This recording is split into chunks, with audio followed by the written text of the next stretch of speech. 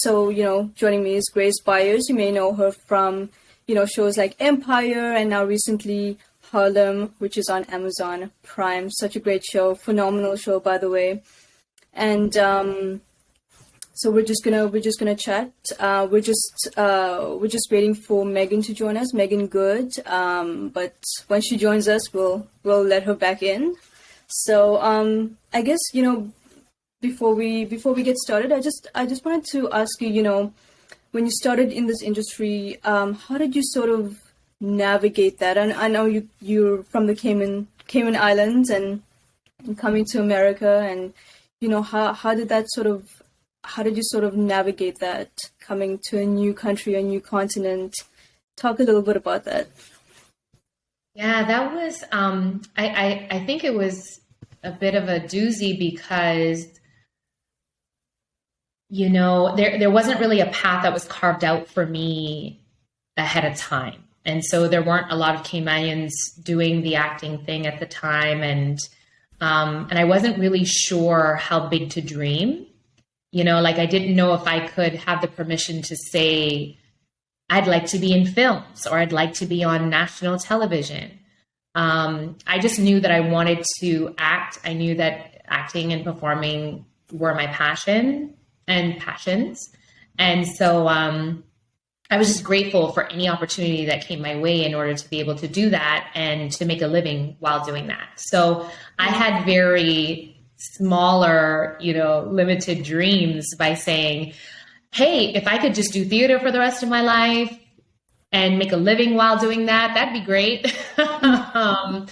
It'd be nice to be able to step into the world of film and television, but I didn't know if something like that could be even possible for me. So I was just really taking it one day at a time. Mm-hmm. So I'm sure you can imagine how overwhelming it was to your very first television gig, for it to be a series regular and for it to be on a show like Empire. I did not know what was happening as it was happening. I was just happy to be working. And so everyone just kept being like, do you know how big of a deal this is? And I was just like, it's great. But I did not know the industry. I did not know the world at the time, the industry, the TV world at the time. So I didn't know how big it was going to be and what that really meant. And so in retrospect, I look back and I'm like, whoa, baby, But yeah, just to answer the question, I didn't realize what I was navigating through as I was navigating through it, if that makes sense. Right. So it's not until now, till I have an understanding of the industry, that I know what's happening and I know what the beast is in a way. So at the time, I was just really just taking it day by day and just being like, just literally trusting God and just being like, okay, with whatever is shown to me this day, I will tackle just this thing. Right. And so it's pretty impressive when you look back on it, like, okay, baby Grace, you, that was some serious, navigating, but it's almost, it's almost a bit of a blessing, because when you don't know how big something is, sometimes you're able to move in stride. So. Mm-hmm. And I know you started in like the theater industry first before tapping into TV and film. Yes. How did that transition go for you? Because I know theater is very, it has its degree of work and, dedication and motivation. But once you transition into television, it's like, okay, now this is real, this is definitely different. So how was that transition from the theater world into television and acting? Yeah, it really was quite wild, because any theater stage, even if you're on Broadway, it is still a controlled amount of people. And so the amount of people that you're performing for are literally sitting right in front of you. And so that's one. And then I think there are different techniques and skills that you use in the theater that you have to adjust when you do it in television. So just like technical things, voice projection, things like that. And then there are other things you have to think about, like the camera and angles and all these technicalities that, although I had known, I had not really put into play. And so I learned a lot on my first few episodes on Empire. I did not know I didn't know what coverage meant. I didn't know, like, there were a lot of terms that were very new to me, although acting wasn't new to me. So a lot of people thought, well, this is her first acting role. And it's like, no, it's my first television role. So there's camera work and camera things that I was taught a long time ago, but didn't really have the time or the opportunity to be able to implement and learn on a, kind of physical realm. So just that translation was very different. So I had to learn the technical differences and things like that. And then also too, it's global, right? So like television, national television, well, depending on the station, it can be a global event, and Empire was. And so, coming from a very small island with, 60, 70,000 people to being known worldwide by millions and millions of people, it can be pretty daunting. And so that was something I did not expect, and something I was not, I didn't think that one day I could ride the subway and then the next day I couldn't ride the subway. You know what I mean? Like, I didn't think that would be something that would happen. And so it was definitely an adjustment. And so, when you started finding your identity, I guess, and your comfort level in acting and coming to the big screen, I mean, how did that sort of change your just sort of your perspective on the industry? Because I know, when we want to come into an industry as big as theater or as big as film, we have this perspective of like, oh, it's going to be this way, it's going to be that way. So how did that sort of change for you? And as you started getting roles like Empire and now Harlem, what's really changed for you? Yeah, I think that we all sort of have this, whether you're in the industry or not, sort of a sensationalized, romanticized image of the industry. And you realize that there are a lot of politics that are involved, especially as people of color. And you realize that there are different things that you have to overcome and tackle and carve out space for. You realize that your platform and your forum are not just for you, that you represent groups of people that see themselves in you or identify with you or feel represented by you. And so the doors that you are trying to open are not just for you, but they're for the people that come after you. You get a sense of what the culture of the industry is and how to navigate that. And I think that all depends on what you want, and all depends on who you are. And so I think that for me, what it has done is it has allowed me to solidify within myself who it is I want to be, not just in this industry, but with this platform and with this voice. What do I want to say? Who do I want to be? And understanding that what I'm saying and who I'm choosing to show up as in the world is going to have a global ripple effect. And so I take something like that, I take that kind of charge very seriously. And it's important to me that I'm a purveyor of the things that matter to me, like love and enoughness and acceptance and embracing each other as we are, making room and space for our stories. Okay, Megan is here.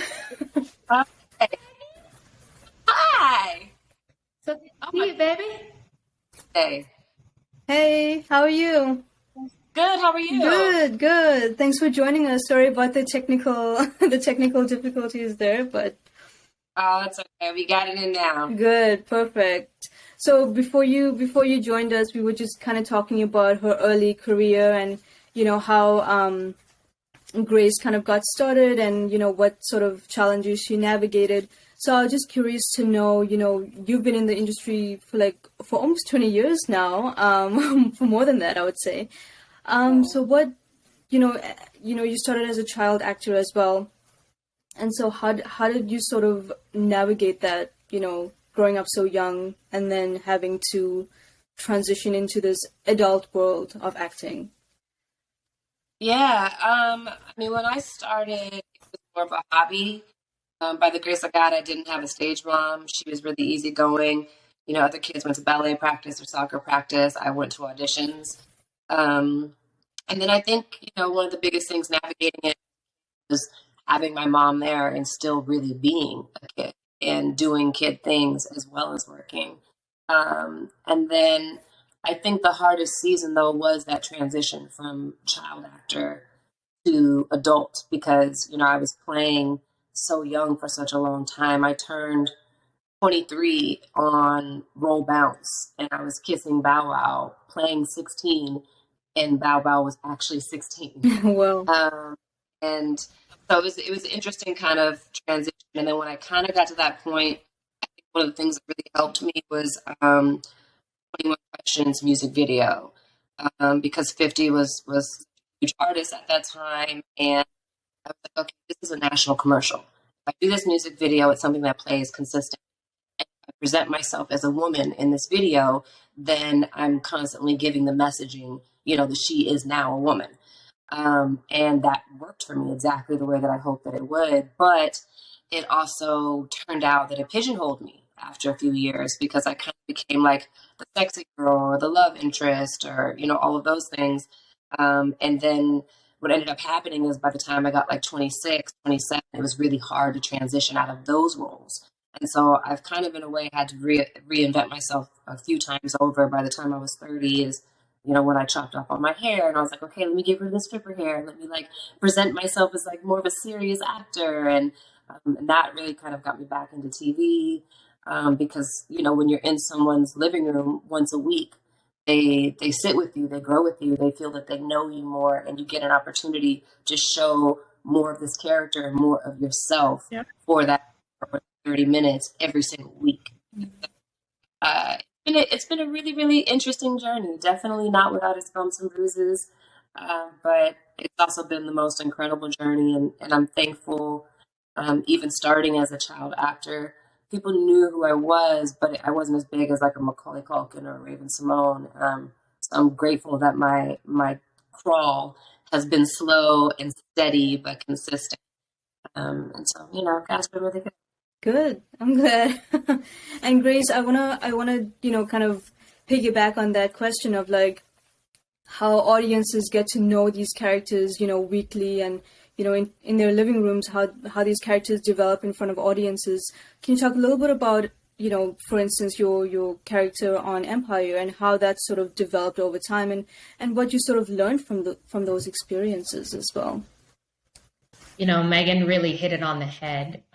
Television is very different from film. I mean, things are changing now because we have streaming, but when prime time and when television was really like the only time you could get it was just on certain channels on your TV, which was not too long ago.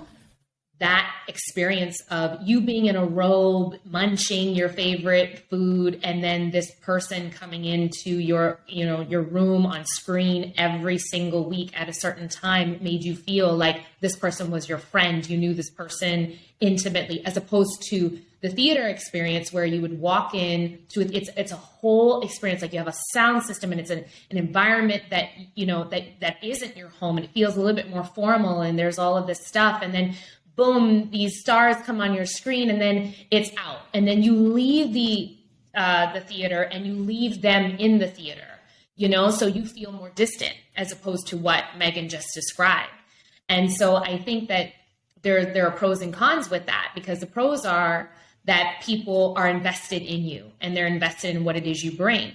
But depending on the character you play, and that was me, I was playing a character that was very different than who I was. And it was the first time that people were seeing me. And so I got a lot of people who were very, very convinced that I was exactly who my character was.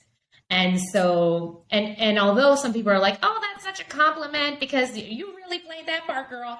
I agree. But I also think that it made me sad as the artist because I was feeling like people were not able to see the art that I was doing separately from the artist that I was. And then what Megan just described is what ends up happening. They end up pigeonholing you, thinking that that's all you can do, as opposed to, oh, what an interesting artist. She has these colors and these colors and these colors. And I think that that's why Harlem is so special to both Megan and I, because of the fact that this was and we've spoken about it so many times, this was a piece that we both felt so akin to. And also, although Camille is different than Meagan in a lot of ways, and Quinn is different than me in a lot of ways, we felt so much catharsis in being able to partake in their joy and partake in their quirkiness and things that we did feel aligned us with these characters. Mm-hmm. And I mean, if I feel like, with a show like Harlem, it is very representational of not just one story. For example, it's representational of all kinds of stories, all kinds of characters, all kinds of experiences. It's not just like, oh, there's one character and there's just, a single experience. It's everybody's experience, it's everybody's stories. But I wanted to ask, and both of you can touch on this too. I wanted to ask, what does diversity mean to you right now in this moment? Because I feel like there's two kind of sides to it. It's one where it's like, okay, I'm checking this box. I'm checking, kind of all the boxes. Okay, this is just a character who's like, mixed race, or a character who's a person of color, and that's it. And then there's another side where it's like, okay, this character is multi-layered and she's more than just one person. So, kind of just break it down and what does it really mean to you right now? A diverse character, a diverse story. Yeah, it's interesting. I remember that Will Smith became Oscar So White, and a lot of the conversations I was working with this brilliant actress, a Caucasian actress who was quite upset about this, and she was saying, we're just supposed to give Black people an award because they're Black, and I had said to her in a very nice way, no, that's not the point. The point is that we're not, and not just all people of color at that time, which was, almost 10 years ago now, or 8 years ago now, something like that. But where our art is not being showcased on this platform. And when it is, it's not being recognized. And when it's being recognized, the actors who bring the art are not being recognized. And so it's kind of like almost like nepotism, where they feel like you're getting this just because of this. My bottom line is it's been not that way for so long that we deserve an opportunity for everything to be acknowledged. Doesn't mean you necessarily have to win the award if you don't deserve it. Of course not. But it's about what you do when your foot is in the door. And whatever gets you in the door, or whatever unspoken rule they say that we now have to consider, that's fine. As long as once we get in the door and we show up and we show out and we do great work, and we bring great product and all of that, all we need is the platform, the same platform that everybody else has. And again, it's not just Black people, all people of color that need this platform, because that's what the world really looks like. And I think that it has been a really, especially as it pertains to TV, the shift that I've seen in the last 10 years, like I remember being on the show Deception, and it was the first time I looked up and I was like, wait a second, Viola was on How to Get Away with Murder. Gabrielle's the star of her own show. Taraji's the star of her own show. Names slipping my mind right now, but it just was like, it was the first time I had seen so many Black women being the leads of all kinds of shows, whether it was predominantly Black cast, predominantly white cast, multi-diverse, whatever. And at the end of the day, it's a movement that's started, that is constantly progressing and growing, and it's an important one that is so long overdue. But we're here now, and it's not a trend, which is a beautiful thing. And, just got to keep doing good work and getting not just people of color in front of the camera, but as directors, as writers, as studio heads, in all different positions, so that we can create art that really exemplifies what the world is, Okay, so I wanted to touch on you've been very outspoken about being a struggling actor, and I know not very many actresses and actors talk about their struggles of living in New York or living in Brooklyn, for example, and not making money or not having these gigs. Talk a little bit about how you found that purpose of okay, now I need to actually go out in the world and share my talents and create what I wanted to create? How did that purpose change from then to now? That's such a good question. I feel like, sorry, I still have the last question in my mind, and I feel like it kind of goes within this question as well too. I feel like the more, although I don't feel like that my struggles and all the things that I went through in life, although I don't feel like these things define me, I absolutely feel like the more we share our stories and the more that and this kind of goes within the last question that we talked about with diversity too, I think the more we amplify our voices and the more that we tell our stories, the more we'll realize how much more connected we all are than we think.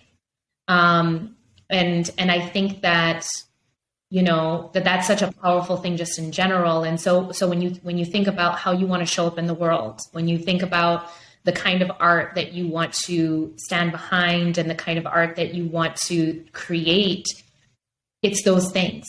And it's those stories. It's those amplified voices of what voice have we not heard yet? What story have we not shared yet that someone else could be wanting to listen to and feel represented by, or say, I'm so glad she said that. I know that was really vulnerable and very honest of her, but that's my story too. And I relate to that because I feel like one of the points of being on earth, I think, is to have community and to not feel alone and to not feel like you're doing this thing called life alone, but to feel that universal love and to feel that, that kind of like arm in arm, link in link, all across the world, and to say, I see myself in this, you see me, and the more you share your voices and your stories, the more I feel seen and the more I feel less alone.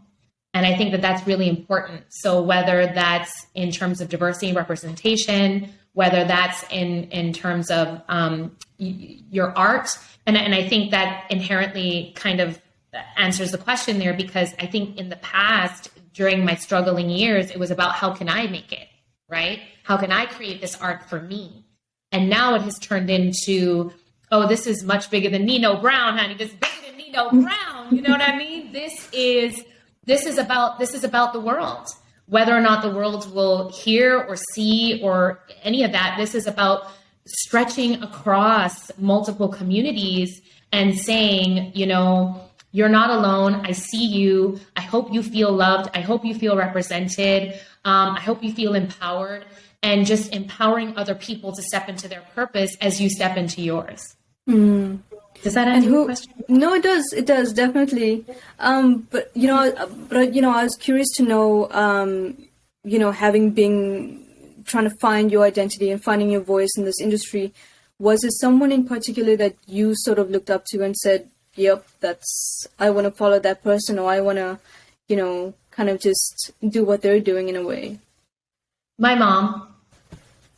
My mom's not in the industry, of course, but there was something about, and I'll try to make this very quick because we have Megan on here, and I know we want to definitely hear from her. But I feel like growing up, the thing that you don't want to be more than anything else is different. And so you spend so much of your younger years trying to fit in and trying to not be the anomaly. And my mom was just inherently different, I kind of call her like my walking, example of intersectionality, because she was a single mother. She was Black. She was deaf.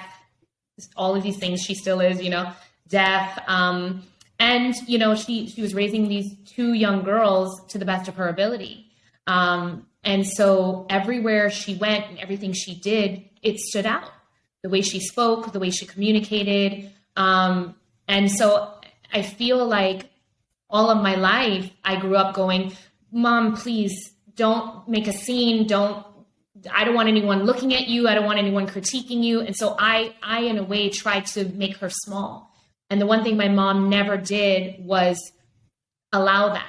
She stood in who she was. She owned who she was, and lovingly told me no, that I'm going to be who I am. And it's not up to me to assimilate to the world. It's up to the world to understand who I am as well.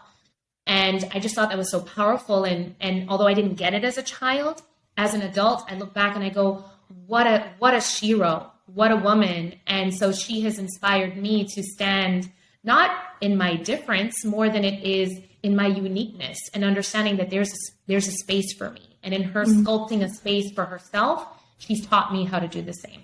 Mm. And Meagan, we were just kind of talking about, what really inspired Grace and who she looked up to, trying to navigate the acting industry. And, I was just curious to know from you as well, you kind of grew up from a really early age in front of lots of people, and how did you sort of dismantle those stereotypes or those imageries or those things that people were telling you, nope, you need to fit in that box, or you need to be this person? How did you sort of dismantle that, especially at an early age? It's interesting because I grew up in a predominantly white neighborhood, so there was a lot of like bullying and racism, and I already felt from the gate that I was different than everyone else and that I didn't quite fit in. And, when all the Black kids bust in, in junior high, it was like, oh, cool, some Black kids are moving in. And then they were like, well, why do you talk like that? You're, this and you're that, and like called me an Oreo or stuff like that. And so I never quite felt like I fit in, but as a result of not fitting in, I kind of learned to fit in everywhere, and be a chameleon. But I think, I had teachers who, when I told them I wanted to be an actress, they were like, well, sweetheart, that's not a realistic, goal for you. And, I had one teacher tell me, well, I don't think, you're not very pretty in that way, but, you should, yes, girl. Both of us were like, what?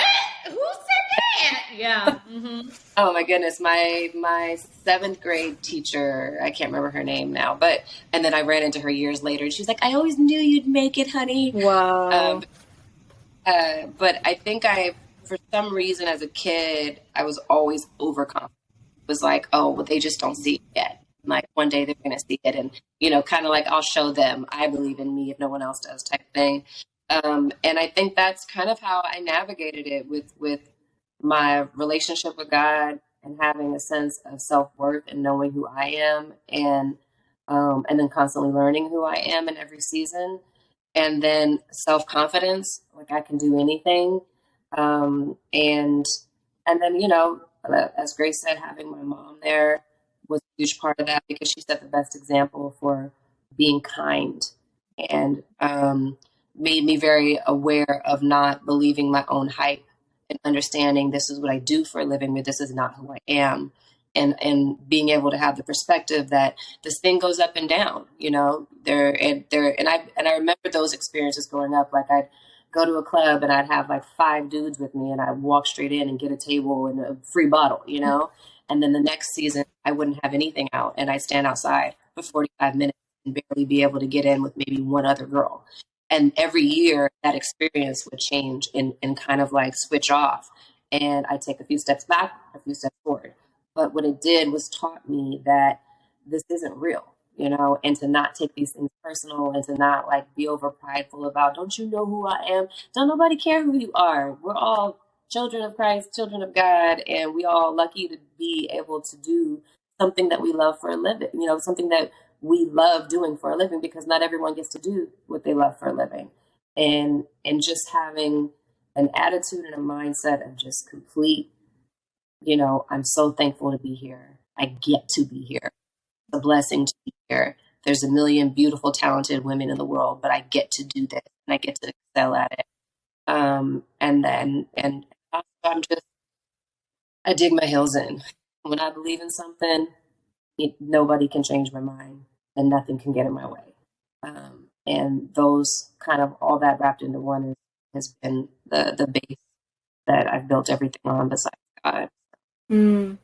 And I mean, it shows too, if you really, really believe in something, it's obviously going to have a great outcome. And I feel like for Grace as well, if you want to touch on that too, especially with different roles that you're given, you really want to make sure that it's done properly, and you want to have faith in it too, and not just be like, okay, I'm just doing it for the sake of the audience or the sake of these producers. You really have to put the work in. Absolutely. Yeah. 100%. Yeah. Because it's so funny. I was saying this earlier, and GB knows, something that we both say, like, without works is dead. So you have to do the work and do your part and do every single thing that's within your power to make it go the way that you want it to go. Mm-hmm. And then at that point, and if it's meant to happen, it will. But, you got to go out and fight the fight. You promise victory when it's for you. Mm-hmm. But you still. Yeah, no, that's for sure. And I wanted to touch on, Meagan as well, your roles, over these past, I guess, these past 20 years, you had a really good career, and you still do, with whatever projects you have in the works. I wanted to, touch on the fact that, given the fact that there weren't as many roles, perhaps, for Black women or for women of color, how did you sort of make that known, coming into the industry? And were you sort of aware of that issue or that problem, and how did you find yourself in these roles, and you wanted it to be as great, or you wanted to deliver as great as possible?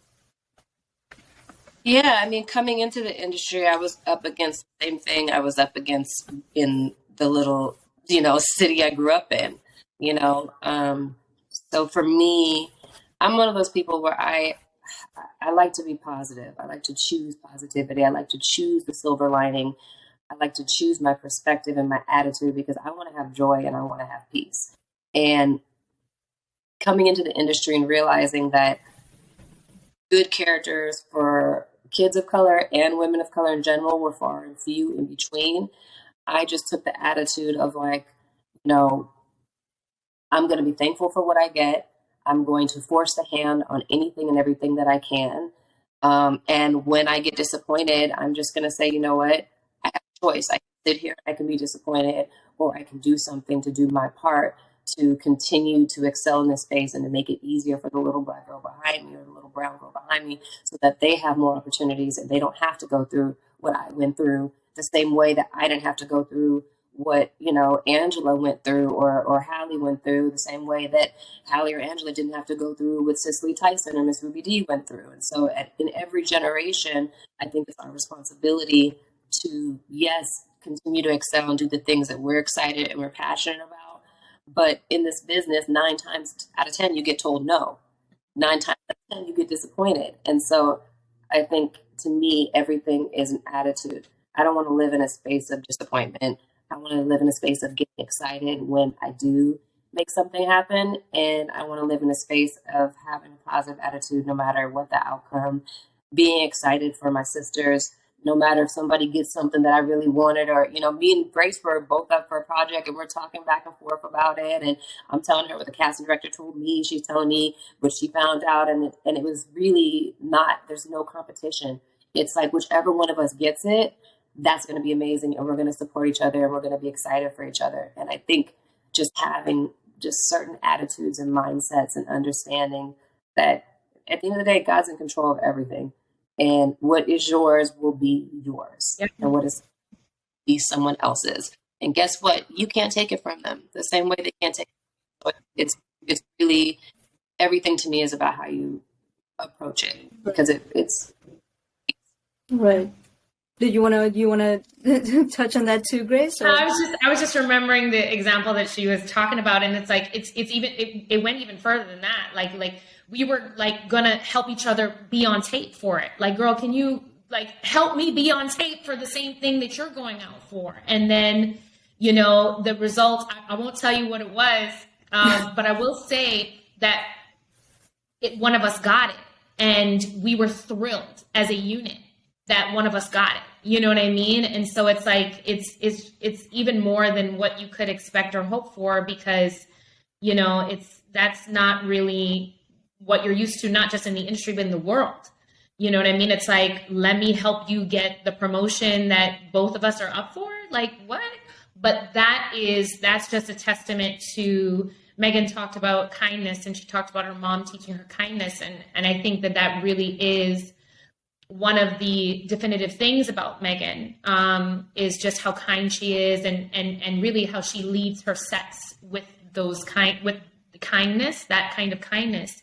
And it just shows the support and the love and the genuine nature of the love and the support and the kindness that we do have for each other. And that's rare, and we really do treasure that. And so I just love you, Maggie. I love you. But yeah. So I wanted to touch on Harlem, because one of the interesting things that I found out about Grace was that you didn't, at first, when you looked at the script, you didn't quite want to, you didn't feel like connection right away. Can you talk about why that was, and what you were insecure about, facing this character, really embellishing the character? Why were you insecure about taking on this role? I'm sorry, was this question for me or for Meagan? Yes, well, it was, you can start and then Meagan can go after. Yep. For me, I was wanting to read for multiple characters, because there was, I was unsure about, because up until that moment, I had always played someone who was affluent. And so I was like, oh my gosh, like every single person that I play, and it's fine. Like there's nothing wrong with affluence, but I just didn't want to be seen as the girl who was always playing someone who had money, because that is also a form of pigeonholing, right? So I wanted to be able to spread my wings a little bit. And so, although they were clear about like, we really want to see you for Quinn, I was just like, I don't know if I want to play. So I wanted to read for other roles to see if, if I could get away from that kind of pigeonholing and potential, typecasting. And what was interesting was that when I read for Quinn, it was very clear that the connection was with and for Quinn. And so I was like, dang it, like, I just really love this girl. And even when I was auditioning for Quinn, I just came alive in a completely different way. And it was very clear that my connection was for this character. And so I'd never worked with Tracy before. So little did I know that the last thing I was going to be was typecasted. And I'm just so glad that despite my hesitancy, that I was like, you know what? I love this part. I want to see how I can really bring her to life in ways that didn't feel stereotypical. And so it was a challenge for me. It really was. And I think the biggest challenge, apart from the affluence, was also the naivete, because that's actually one thing I'm certainly not. I can read a room from like a mile away. I can, and because of my signing, I've studied body language, so I always know what people are saying or thinking, I always know, right? So I'm always like one step ahead of the game. So it was like, well, what causes that naivete and that innocence? Like, how can I play that in a way where I'm the last to know, and I'm, and where can I build that from a sense of truth for her? Because there are people who, have lived more sheltered lives, and there's nothing wrong with that, and that's their truth. So how can I honor that? And so I'm glad that Tracy gave me a shot for Quinn in that way, but there was a hesitancy in that realm. Mm. And I feel like with you, Meagan, you had almost the complete opposite. When you first looked at the script, you were like, "Yep, I can see myself in this character, and this character is like definitely part of me." Can you talk a little bit about why you felt that instant connection and that sort of comfort in the role? Yeah. Well, actually, I fell in love with both Quinn and Camille. I was like, ooh, both of these films are so good. It's like, I love that they both have a quirkiness to them. And when I came in and I met with Tracy and we talked about it, and everything, and then I thought, okay, well, I'm definitely gonna do the show. And then crickets. I hear nothing at all. And then I'm like, what's going on with the show? And they're like, oh, they're auditioning people. And I'm like, oh, for which role? And they're like, oh, Camille. And they're like, Grace is gonna be my brain just went dead right now, Quinn. And I was like, what? So I was all excited, and I was like, oh, I gotta get in for Camille. And the feedback came back that they were like, well, we're not quite sure if she's right for this. And so then I was like, okay, me and dig my heels in. I was like, okay, I definitely have to get in, just get me in the room, And so I went in, and before that, me and Grace got together the night before. We like worked on the scene, figured out what we were going to do, talked through it. And then, when I got there and I had the audition, I felt great about it. I was really excited. And then I didn't hear anything. It was more crickets for 2 more weeks. And then I was like, what happened? Did someone else get it or what? And so it kind of came down the pipeline, and then they told me that I got it. And I actually cried because I was just like, it's the best feeling in the world to have been in the business for so long that sometimes people think that they know what you're capable of, and you can completely change their mind. You can completely surprise them. That was the most gratifying feeling, even over getting the role, which I was so excited about that just because I really love the character. But yeah. And I think there's 2 scenes in particular in the whole season of Harlem where you get to see how the 2 characters and the quirkiness that Meagan speaks of, you get to see how they play like really well together. And one is the yoga scene, the party yoga scene. And then the other one is when Camille and Quinn are drunk in episode 10.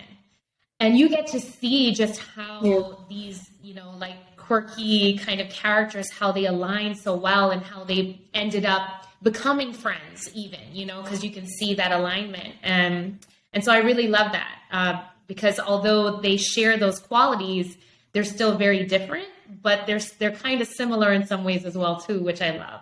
No, that's great. That's really great because I feel like these characters on Harlem, they're almost so real. They're like as if you're not watching a show. It's like, you don't get to see that very often where they're so authentic and they're so real, and so it's a really good job, a well done job on that front.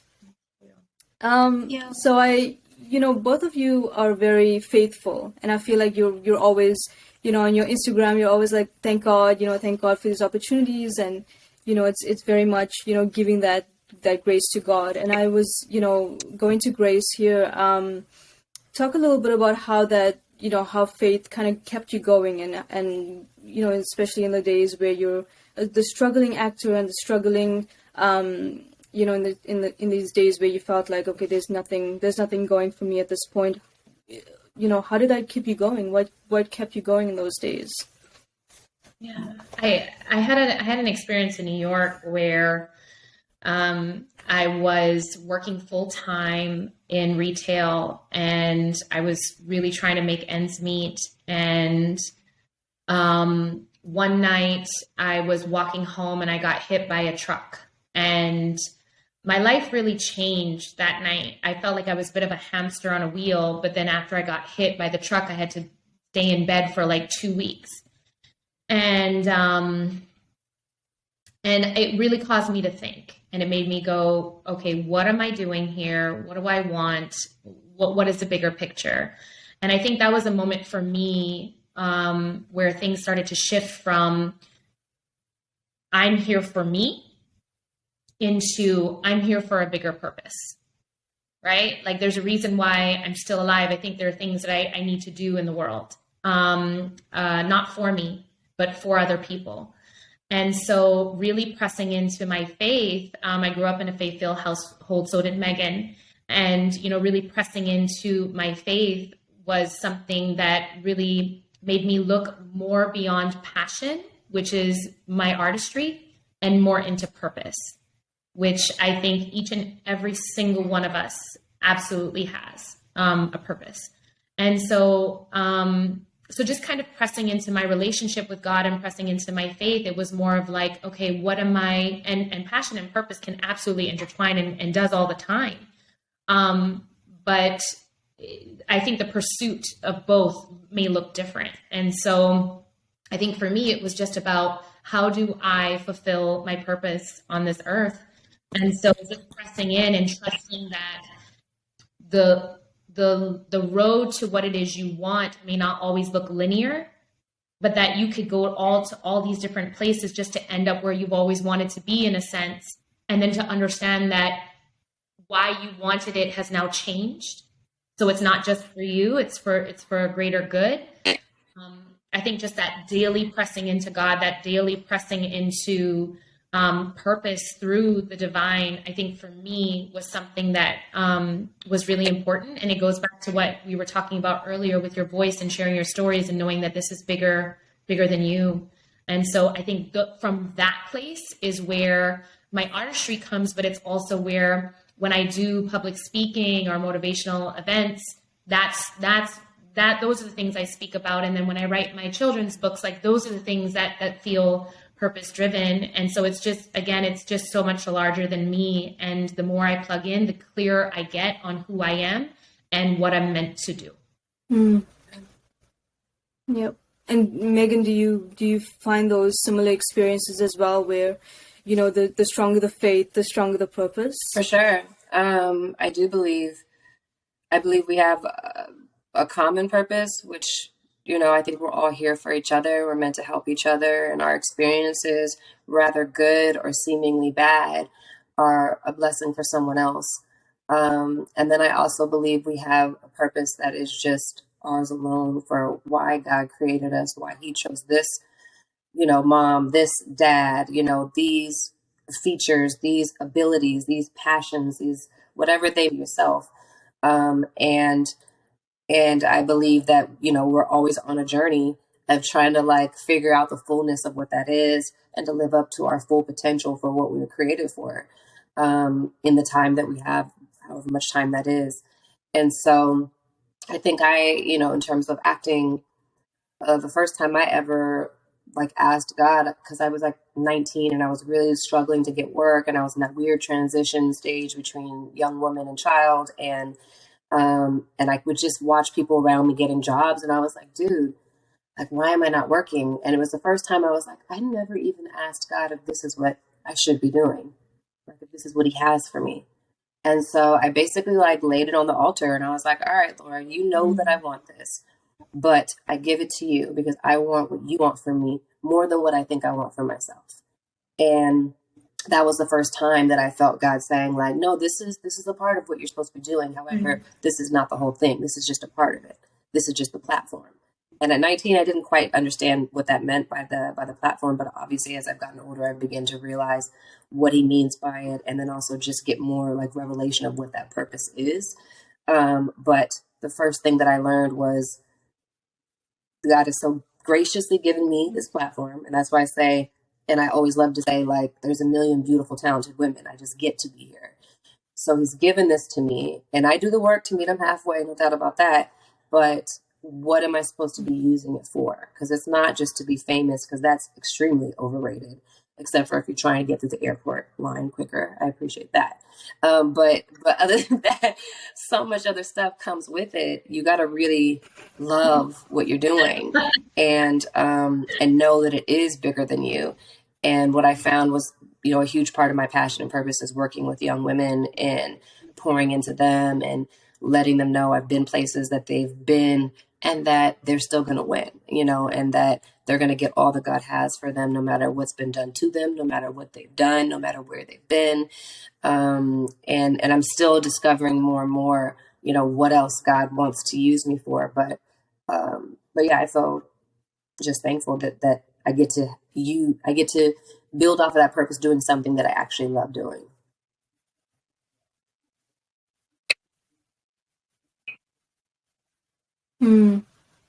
No, for sure. And I feel like, you know, having faith is also, you know, having the opportunity to get to know people and to have faith in other people as well, and people having faith in you. So Grace, I wanna touch on just for a second, because, you know, having been a huge fan of Empire, you got to work with, you know, your husband as well on set. And I was just curious to know, having someone as close as your husband work on set with you, how did that sort of, did that sort of bring you closer together, or how did that sort of, work, continue to develop the relationship between both of you? Well, I'm gonna sound like I'm bragging on him here, but Trey's my favorite scene partner ever. And that is, I am not blowing smoke. He's absolutely incredible. And I think the one thing that helped us in those moments together on set was our training, right? And so Trey and I both went to school. We have our undergrad and master's degree in acting. And so there were a lot of things technique-wise that we were able to harness during these very intense scenes. And I don't think that I could have done the scenes that I did with him had I not trusted him and had I not felt safe.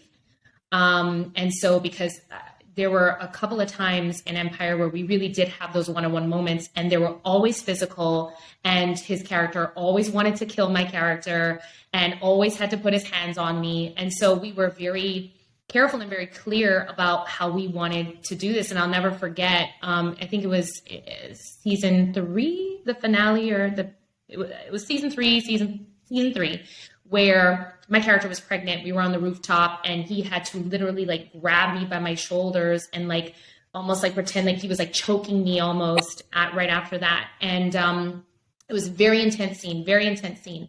And people were worried. They were like, oh my gosh, like, I don't know. This is like, are they going to hurt each other? Like, are they going to be okay? Is their marriage going to be okay after this? And we literally treated it like a complete exercise where he had his corner of the room, I had mine, and it was like we got into the boxing ring, we did what we were doing, and then they would yell cut, and then we'd separate. And I wouldn't talk to him, he wouldn't talk to me. I would have to wash my face and wipe my face and start from the top again, and we just never talked about it. We just went into the space, and we gave each other all we got, and then we separated. And that was like for a good 4 or 5 hours. And at the end of the night, after we were done, we hand in hand and we walked off, and people were like, I can't believe y'all are getting along right now, you know? But we felt great. We were like, man, you know, this is such a great acting exercise. And, you know, and so I think it's one of those things that it feels like a gift to be able to work with my husband in that way. And for the fact that he is so talented and so incredibly like such a generous like person and actor. I feel really gifted and very blessed, and, you know, and I have a feeling that this won't be the last time that you may see us on screen together. So I'm wanting that to happen again, for us to be able to operate opposite of each other in that way. Well, I mean, I hope to see that again, because I feel like it's just a natural chemistry between both of you. I mean, I would say the great thing about us is because we were already friends and sisters beforehand, that we just get in there and we play and we have fun. We bounce stuff off of each other. And especially in the comedy scenes, we haven't been able, you know, to do a lot of comedy, both of us in our careers. And so in some ways it's a new space that we're completely just like playing and figuring it out and seeing what works and looking at each other like, was that good? Do you think, is it funny? I don't know. What do you think? Okay, yeah, I'm going to try it this way now. Ooh, what if you try this? You know, and it's fun to be able to be in that space with someone I love and adore and really, really care for as a sister. And then I trust her, you know, when I ask her advice or like, you know, what did you think about that? Was that funny? Or if she gives me a suggestion, I feel safe, you know, trying this or trying that. And so I think that for me has been the biggest thing that I've discovered in terms of actual work. Mm-hmm. And how about you, Grace? How, you know, was there anything that surprised you from Meagan, from working with Meagan? You know, Meagan really hit the nail on the head. I don't think we've been given a lot of opportunities to be comedic. And so I think that the quirkiness and the natural funniness, you know, of the humor of both of us as people that we were able to translate into these characters. Like there were moments where we both were just like really trying to not break character with each other. And then like, as soon as it was done, like we were guffawing, just be like, oh my God, girl, you're so funny. Or you were such a quirkhead, you know? And, you know, just like sharing those moments with each other, I think was not a surprise more than it was a delight to be able to see the freedom of Meagan to be able to play in that space. And Meagan has said that about me as well. And so, you know what I mean? So I think it was just really delightful to see each other play in those realms. Mm-hmm. No, for sure. And it shows on stage, like it shows on screen too. Like it's just such natural chemistry, and it's so fun to watch just the both of you and all the characters as well.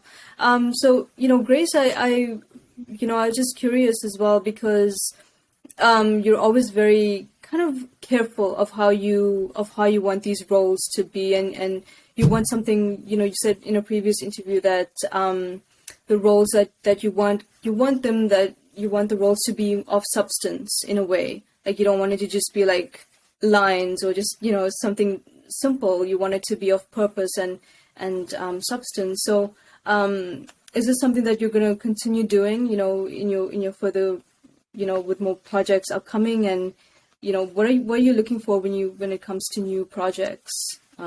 That's a great question. Yeah, I think that probably comes from the theater background, because especially when you get a script, a play, there's no character that is written that doesn't have a purpose. So even if the character is small, it's not agenda based. It's like that character has a full life, and we see that in works of like Tennessee Williams and August Wilson and Shakespeare and all those things, right? And so I think when I first got introduced to acting and learning those scripts, I understood that really no part is too small. It's just about the life, the inner life of this character and what this character represents. And so translating that to camera, to television and film is really important to me, because unfortunately, this is a different medium. So unfortunately, you can play roles that are agenda-based, right? That are there to move a bigger picture along, as opposed to this character is extremely necessary because of the inner life, because of what this character represents. And so you get that in this industry, right? And so that's just a part of the nature of, some of these scripts. And so I think for me, it's always going to be important to, and it goes back to the purpose that we were talking about, right? So like weaving that purpose into the characters that I choose and the parts that I play, because, at the end of the day, I don't want to feel like I don't want to feel like I'm wasting time. I want to feel like I'm playing something of substance, because I want to be able to have a voice and to be able to infuse that character with an honest journey and a representation. And I'll just say this really quickly. One of my previous acting classes, my professor kind of alluded to all of these characters just being spirits that are just kind of like waving above us. And when we play that character, we just kind of take that spirit down and we're like, I'm going to give you life. And then you give like muscles and bones and a heartbeat to this character. And then when you're done playing the character, then you're like, okay, back to your swimming around in the world. And so I think that although they're not physical spirits, I think that it's really important to know that, if we take the lives of these characters that we're playing seriously, we don't know whose life we can change. We don't know whose story we can tell, or who may feel represented or empowered or less alone, because of the fact that we really took it that seriously and said, I'm going to breathe a life into this substantial character, as opposed to I'm just here for a paycheck and I don't really care. Mm. But so vital to the storyline, what it was that she was experiencing in her world, and it affected everything else about the movie. And it was a through line, but she had one scene, and she was either nominated for an Oscar or won an Oscar. But you know what I'm saying? So no character is ever too small, as long as you are living and breathing in the truthful experience of where that character is at. Yes, in the movie, but also in their lives. Yes. Mm.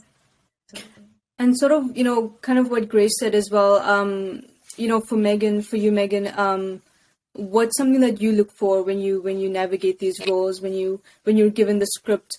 What's something that sort of like stands out to you, and what's something that you constantly look for in roles or television or movies?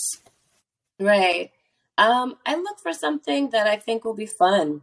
I look for something that is exciting. I look for something that I haven't done before. Sometimes I'm looking at just like what the journey of the character is. Sometimes I'm looking at just what the journey of the film or the show is. It depends. Every time I'm always kind of looking for something different, depending on where I am in life at that time, and how I think I'll be able to articulate this character's experience. But every time it's kind of different, though, I will say, so. And I think in this particular season, when I got Harlem, I was looking for, Lucille Ball comedy. I was looking for physical comedy. I was looking for something where I could present what I know that I can do in a totally different light than I've been able to do it before. And I was looking for action projects. So I was looking for those two specific things when I got the Harlem script. And I was like, God, this is like everything that I would want it to be. And, you know, I guess my last question for both of you is, what's something that you wish you had learned before that you know now, you know, especially in this industry, in this you know, this industry, what's something that you wish someone had told you, or something that you wish you had learned before that you know now? You are so loaded.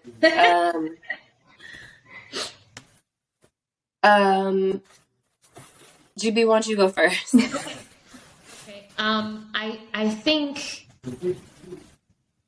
for me, I can only speak for myself, but for me, it would be that this is bigger than you. I think that if you are to step into the industry and think that this is just about how you can climb, I think that you'll be disappointed very quickly, because it's a bigger thing, you know, it's a bigger thing. And this goes back to what we were talking about earlier with having an amplified voice and a big forum. And as Megan said earlier, a platform, right, to reach many people. I think that it's just not about how you can climb, how big you can get, how famous you can get, how rich you can get. I think it's really about, okay, if I am positioned here, how seriously am I going to take this forum, and how responsible am I going to be with this charge? And so for me, I cannot navigate this industry without tapping into the Lord. That's me. And so I feel like you definitely need guidance. There is no formula. There are no strategies. There's only you, your journey, your path, the doors that are opened for you, and then you navigate that the best you can. And because of that, you need something that is consistent, something that is rooted, something that is grounded, that even if things change around you, that you're a tree planted by the water. You know what I mean? And so as long as you're clear about your platform and what it is that you want to do, I think that is the thing that's going to move consistently for you as you step into the industry, as you change the lives of many people before you. And very quickly, what I'll say is take Harlem, for example, or even Empire, but specifically Harlem in this moment.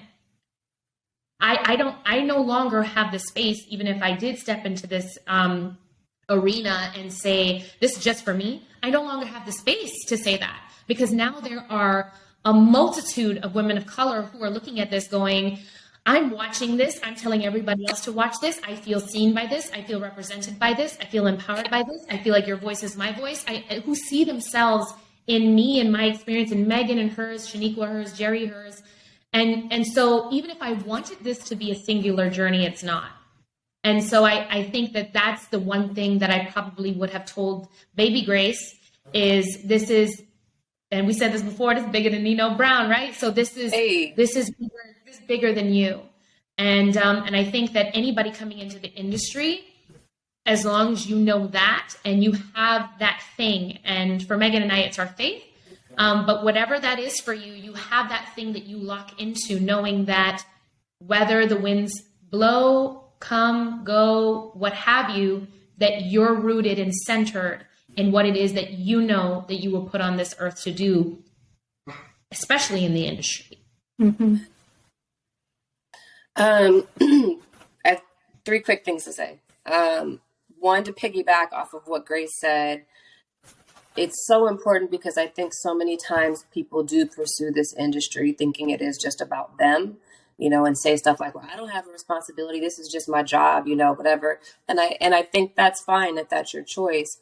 But I think what we see a lot of in the industry is people self-destructing in so many different ways because they get what they're asking for. They get the money that they're asking for. They get the fame that they're asking for. They get all those things and they realize they're still not happy. And that's scary, you know? And so I think, one, it has to be about more than just you. And the thing that I would have told myself is that it ain't that serious. I think I spent a lot of time hung up on people's opinions of me and people's perspective of me. And I'm grateful for the attitude of like, I would see certain people like start to do well and start to become famous, and I would see them change, and I'd be like, oh my God, I'm never going to be like that no matter what. And I've kept that promise to myself, but I've also worked so hard at it that it's become to a fault at times. And part of that fault is the concern of like what people think or how people perceive you. And then, as Grace knows and said, based on characters you play, people will assume that you're like this or you're like that or whatever it may be. And then now that we have social media, people are able to voice those thoughts or those, whatever. So I think I would just say to myself, like, it doesn't matter what anyone thinks. It only matters what God thinks and what God knows and what you know. Wherever you are in life, life comes in seasons and acts and chapters. And you ask, like, how did I kind of, I guess, like move into this next space? And I think it goes back to what I was saying earlier, which is you got to choose it. You got to choose to be open to whatever happens and choose joy and choose peace. And if you don't have it yet, you have to continue to recklessly pursue it with everything you have inside of you, because again, your journey is not just for you, and if part of my journey now is just letting other women and men know that there is more joy on the other side, and God still has incredible big plans for you, and all is going to be well. And you're not just going to be strong, you're going to be your strongest, and you're going to come out of the experience refined and being a blessing to someone else. And what greater gift in the world than to be a blessing to someone else, and to know that what you've gone through, rather painful or not, is something that's going to help someone else come through what they're going through. And so I would just say, for me, I refer to it as my next act. And I'm like, all right, Lord, what's next? I choose joy. I choose peace. I pursue it. And I'm thankful for the journey, even the parts of it that seem like they suck. They're still a blessing. So. For sure. That's such a great note to end on. Grace, Meagan, I want to thank you for your time today. Thanks for, providing great insight on your career and, everything you have going for you. We're definitely excited for season 2, Harlem. So, good luck with everything that you have going. I'm sure great things are in the works. And thank you so much for spending time with us today. I really, really appreciate it.